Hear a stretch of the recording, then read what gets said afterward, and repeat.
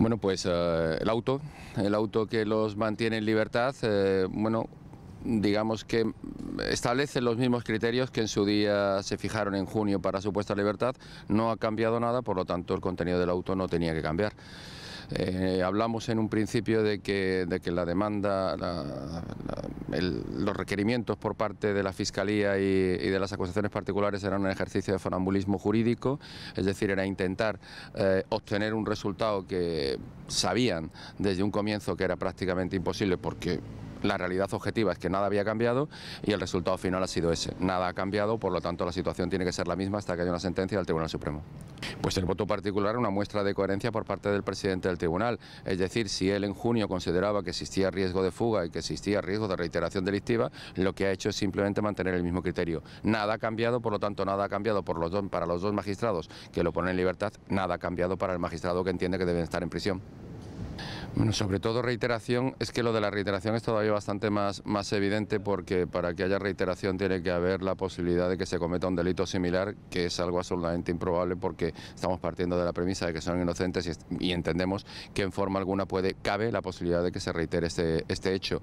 Y por otro lado, el riesgo de fuga, el arraigo era algo que estaba absolutamente discutido. Para que se hagan un poco la idea, el argumento que se daba de contrario, el único argumento de peso de modificación de las circunstancias por parte de la Fiscalía fue el hecho de plantear que uno de ellos ya no era militar, con lo cual ese arraigo había disminuido. O sea, para que vean la talla del nivel de los argumentos expuestos de contrario. Igualmente, hablar o pretender hablar de la reiteración delictiva por el hecho de que se produjo la sustracción de unas gafas por parte de uno de ellos, llevaba al ridículo de considerar que por el hecho que cometiera uno de ellos suponía a los cuatro, al resto, la posibilidad de entrar en prisión. Era un argumento absolutamente disparatado. Por lo tanto, la sala ha mantenido sin ninguna duda el criterio. Pues exactamente por ese mismo hecho, porque es algo que no se ha juzgado, habrá que esperar que se juzgue, y cuando se juzgue ya tendremos la resolución en la cual apoyar, si en su caso fuese así, una posibilidad de reiteración delictiva.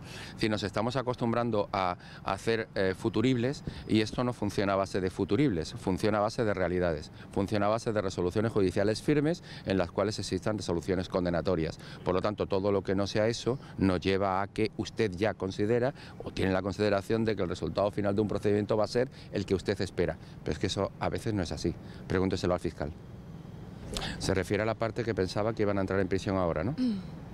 Sí, bueno, yo entiendo que esperamos que en el Supremo la resolución cambie, gire en el sentido de que se acredite o seamos capaces de acreditar todo lo que hemos ido exponiendo desde el principio, que son inocentes, que no ha existido agresión sexual, que no ha existido abuso sexual y que por lo tanto la sentencia no es ajustada a derecho. De eso es lo que vamos a discutir en el Supremo. Las acusaciones discutirán que lo que ha habido fue una agresión sexual. Bueno, pues de eso se trata. Pero por eso lo que nosotros entendemos que debe hacerse es dejar trabajar la justicia sin influencias, dejar trabajar la justicia sin presión política, dejar trabajar la justicia sin que nos sorprenda mañana un tuit del ministro de Justicia o de la ministra de la vicepresidenta del Gobierno diciendo que deben de estar en prisión o que deben ser condenados. Vamos a dejar trabajar la justicia, que resuelva lo que tenga que resolver, y no se preocupe, que si hubiera una sentencia condenatoria yo seré el primero en decirles que tienen que cumplirla, aunque piense que sean inocentes.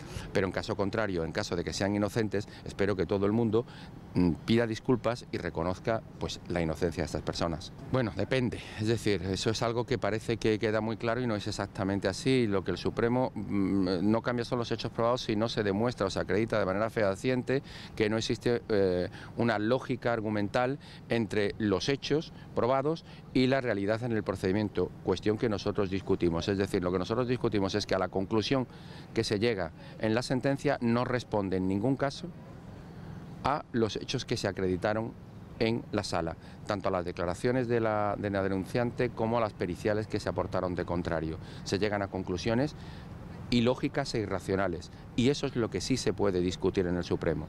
Lo que se puede discutir en el Supremo es cuestiones de hechos probados que son indiscutibles.